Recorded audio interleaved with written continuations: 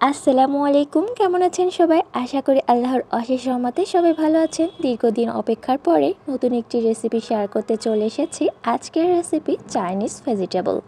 কিভাবে খুব সুন্দর এবং কালারফুল চাইনিজ ভেজিটেবল রান্না করতে পারবেন সেটি শেয়ার করব। এজন্য সর্বপ্রথম আমি একটি হাঁড়িতে পানি বসিয়েছি, দিয়েছি পরিমাণ মতো লবণ, দিয়েছি হাফ চামচ পরিমাণে বেকিং সোডা। আর এখানে আমি বেশ কিছু সবজি কেটে রেখেছিলাম, পাতলা করে কেটে রেখেছি কিছু গাজর, পেঁপে, বরবটি, সিম, নিয়েছি ফুলকপি।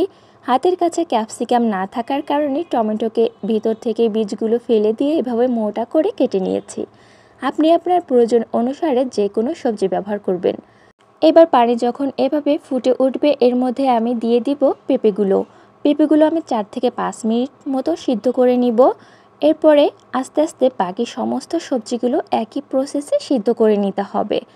আর আপনি কিন্তু যদি একটু মোটা করে কেটে নিন তাহলে কিন্তু সিদ্ধ হতে আরও 5 থেকে 6 মিনিটের মতন সময় লেগে যেতে পারে। আর এই সবজিগুলো সিদ্ধ হওয়ার পরে কোনোভাবেই গরম অবস্থায় রেখে দিবেন না, এটা অবশ্যই ঠান্ডা পানিতে ভিজিয়ে রাখবেন, তাহলে কালারটা খুব সুন্দর থাকবে।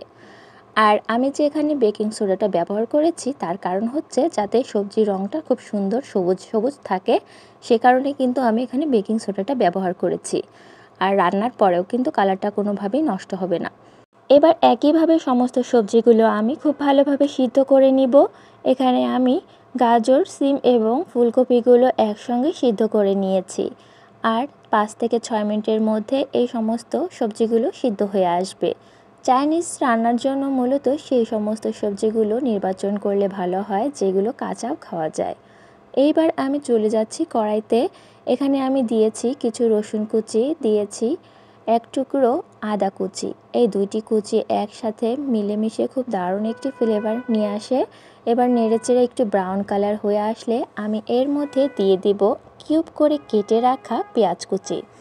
আর এই পেঁয়াজগুলো দেওয়ার কারণে কিন্তু খুব সুন্দর একটি ফ্লেভার আসবে। আর এটা খুব ভালোভাবে নেড়েচেড়ে নিতে হবে বেশ কিছুক্ষণ সময়ের জন্য।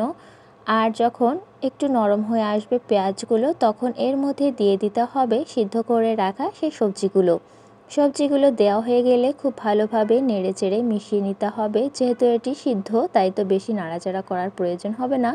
তারপরে সমস্ত সবজিগুলো সুন্দরভাবে মিক্সড করে নিতে হবে পেঁয়াজ, রসুন এবং আদার সঙ্গে।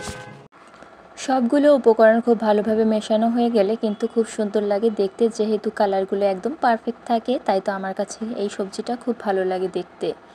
এই পর্যায়ে আমি দিয়ে দিচ্ছি কেটে রাখা সেই টমেটোগুলো। এর মধ্যে দিচ্ছি 1 চামচ পরিমাণে গোলমরিচের গুঁড়ো। এরপরে দিয়ে দিব কিছুটা পানি এবং পানিটা একটু নেড়েচেড়ে এর মধ্যে দিতে হবে 2 চামচ কর্নফ্লাওয়ার, যেটা কিনা পানির সঙ্গে খুব ভালোভাবে গুলিয়ে দিয়ে দিতে হবে। ব্যাস হয়ে গেল চাইনিজ ভেজিটেবল। আপনারা চাইলে অবশ্যই বাসায় ট্রাই করে দেখতে পারেন। আর এখানে আরেকটু ভিন্ন স্বাদ আনতে সামান্য একটু চিনি এবং লেবুর রস দিতে পারেন। তবে আজকের রেসিপিটি আপনাদের কাছে